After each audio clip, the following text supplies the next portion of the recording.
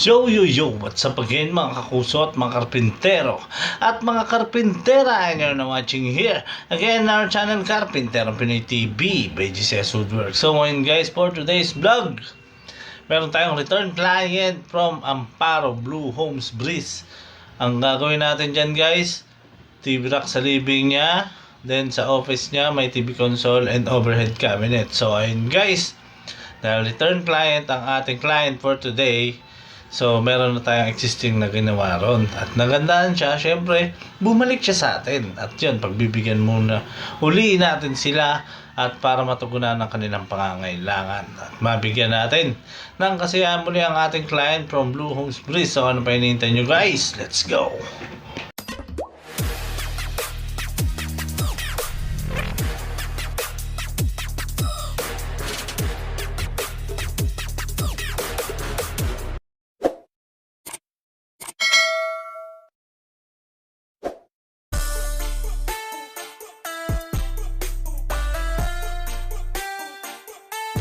So ayun, agad natin pinuntahan ang ating client. So return client nga pala yung pupuntahan natin at may papagawa na naman siya sa atin.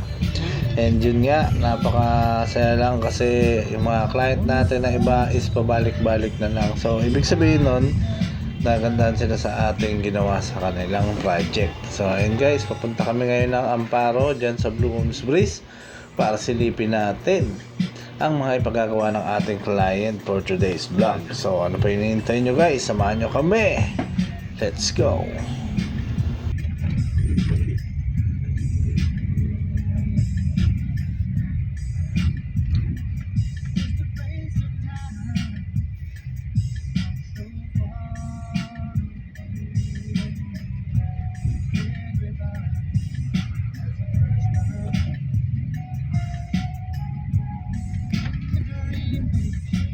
At ito na nga, at narating na rin namin ang Blue Homes Breeze dito sa Amparo, North Caloocan City. So ayan guys, apartment type ang kanilang tahanan. So ito guys, gagawa tayo dito ng, ito yung office niya, overhead cabinet and TV console, and sa baba also is TV rack. So ito guys, ayusin muna natin yung disenyo na ito, and sa ganun is may ayos na natin. Let's go!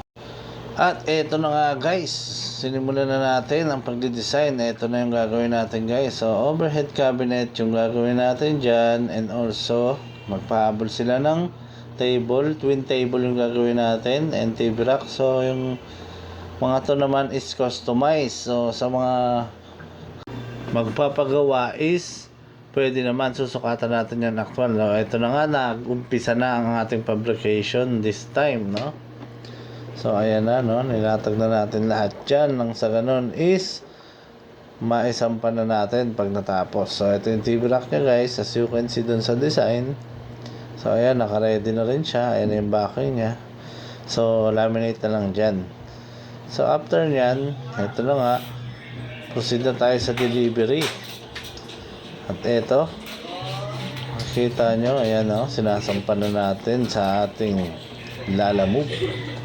At yun nga guys, so nakaset na lahat yan. So madali lang yan. So ipipix lang natin. So samahan nyo ako at panoorin natin kung ano yung kinalabasan. Nandito na tayo sa Blue Homes Breeze muli para ikabit ang mga cabinet. So mabilisan lang to guys.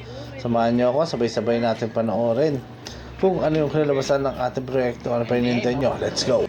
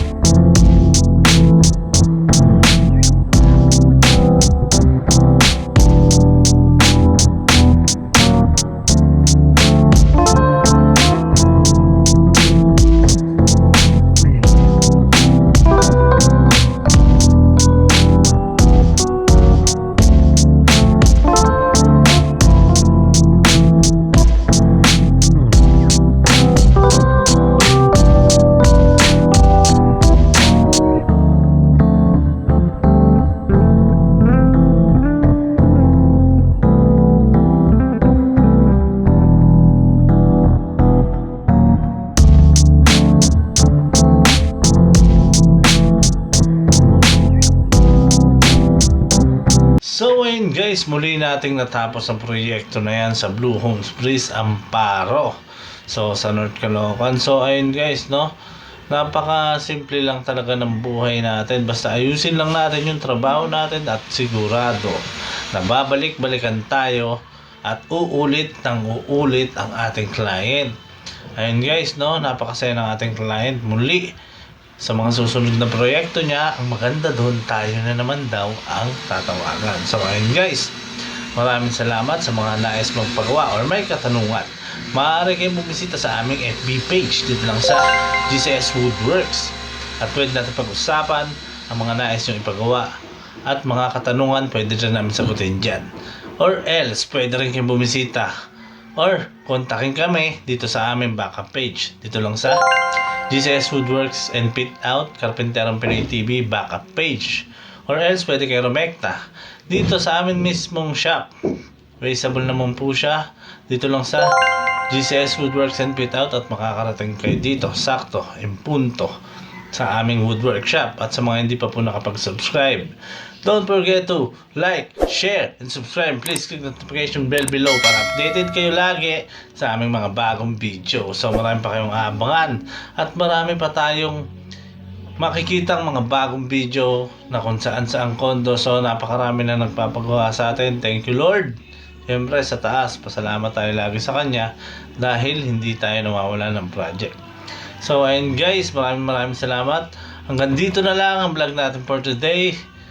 Shoutout sa lahat ng OFW at sa lahat ng mga Pilipino sa buong mundo.